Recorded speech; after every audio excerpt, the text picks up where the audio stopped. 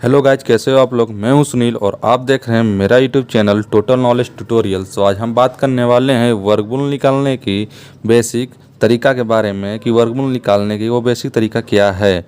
तो चलिए वीडियो को स्टार्ट करते हैं। वीडियो को पूरा देखिएगा। वीडियो अच्छी लगेगी तो वीडियो को लाइक करिएगा, वीडियो को शेयर कीजिएगा। अगर हमारे चैनल पर आप नए हो तो चैनल को सब्सक्राइब करिए, बेल आइकन को प्रेस करिए ताकि ऐसे ही नए नए एजुकेशन के वीडियो आपको मिल सके। तो चलिए हम स्टार्ट करते हैं।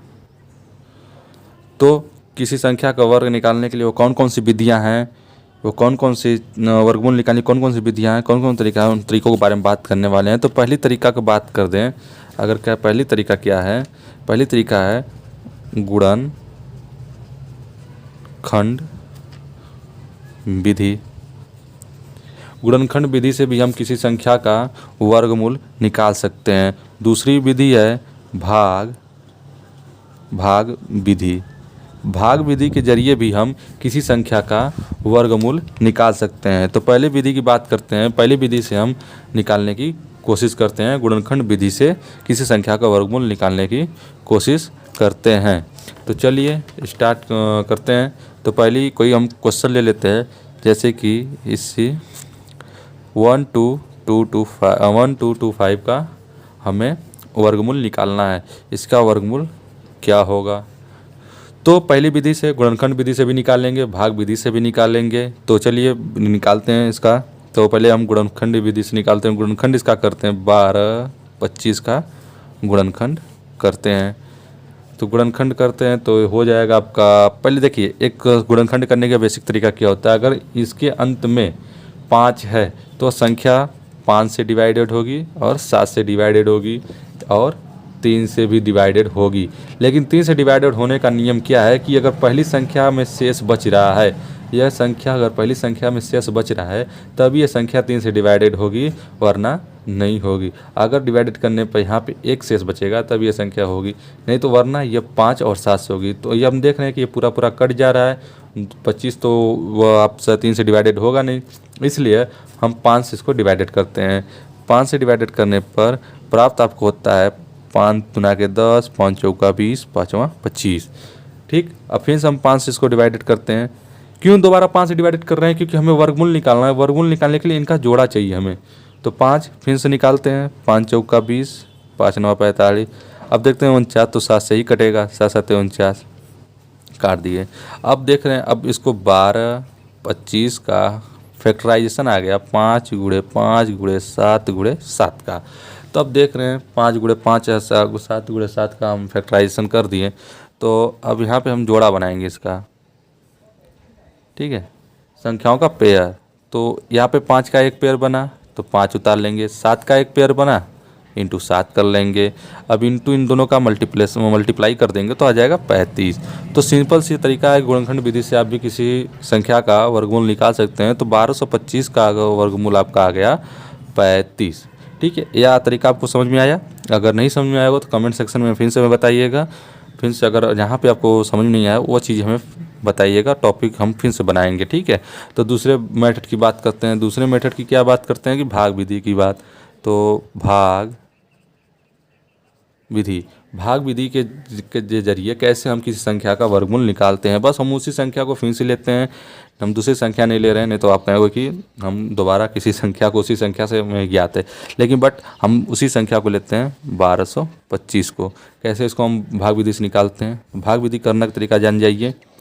हम हमेशा अंक के इकाई, जो शब्द आपको यहाँ पे संख्या दी रहती है, उसके इकाई स्थान से हमें क्या होता है, जोड़ा बनाना चाहिए। जोड़ा बनाते हैं। और नहीं तो यह भी कर सकते हैं कि संख्या के दाहिनी ओर से हम जोड़ा बनाते हैं। तो यहाँ पे कितने जोड़े बने, 2 जोड़े बने। तो हम इस संख्या को देखते हैं, एक संख्या किन पूर्ण वर्ग से क्या होती है, विभाजित हो रही है। तो 3 3 9 कट रहा है, 4 चौका 16, नहीं 4 चौका 16 हो रहा है, इसलिए यह संख्या बेसी हो रही है। 3 3 9 मतलब 3 बार जाएगी, 3 3 9 यहाँ पे कर देंगे। इसका क्या जाएगा यहाँ पे 9 25। अब ये जो संख्या आई ना, यहाँ पे जोड़ देंगे, 3 3 6 हो जाएगा। अब इस 6 से क्या करते हैं, इसको हम डिवाइडेड करते हैं। ठीक है, 6 5 30, कितने बार गया, 5 बार। 5 यहाँ पे ऐड, इसको यहाँ पे लिख देते हैं। अब 5 से यहाँ पे गुणा कर देते हैं। अब इसको हम अगर 5 से गुणा करेंगे तो 325। यह कट गया, आपका जो आंसर आ गया फिर से 35 आ गया। मतलब भाग विधि से भी हमारा कि जो है 12 25 का जो है वर्गमूल जो आएगा 35 आएगा। ठीक है, तो वीडियो बहुत ही मज़ेदार थी। दोनों विधि आपको पता चल गई, गुणनखंड विधि और भाग विधि। भाग विधि बहुत ही ईजी है।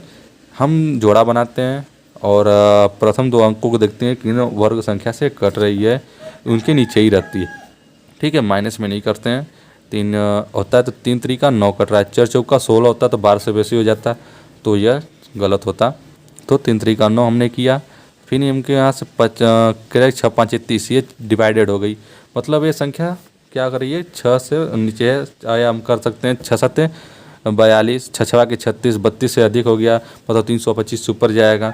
तो उसी संख्या से गुणा करते हैं जो ये चीज़ कम हो या ये चीज़ पूरी डिवाइडेड हो। तो 6 5 30, 32 नीचे 30 है, इसलिए हमने 5 से ही गुणा किया। 5 यहाँ 5 यह होता है, यहाँ पे यह 5 क्यों जोड़ा जाता है, हम इसके नेक्स्ट वीडियो में बताएंगे कि भाग में क्यों जोड़ा जाता है। तो 5, तो यहाँ पे 5 आ गया, पाँचवा तो 65 आ गया। 65 को 5 से डिवाइडेड कर रहे हैं तो 325 आ गया। 325 आपका राइट आंसर होगा। ठीक है, यह बेस अब 325 नहीं, आपका 35 जो होगा आपका है, जो भागफल आने वाला है वो आपका ही वर्गमूल होगा। आई क्लियर, कॉन्सेप्ट समझ में आया? अगर वीडियो अच्छी लगी हो तो वीडियो को लाइक करिएगा। अगर चैनल पे आप नए हो तो चैनल को सब्सक्राइब करिए, बेल आइकन को प्रेस करिए ताकि आने वाले हर एक वीडियो की नोटिफिकेशन आपको मिल सके। तो आज हमने वर्गमूल जो है बेसिक तरीका से निकाला है, गुणनखंड विधि से निकाला है, भाग विधि से निकाला है।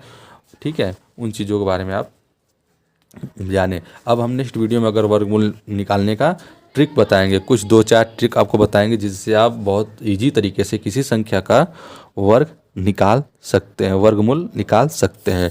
आज हम बेसिक फंडा बात करने वाले, कुछ यूनिक चीज़ें नोट है आपको देखना चाहिए।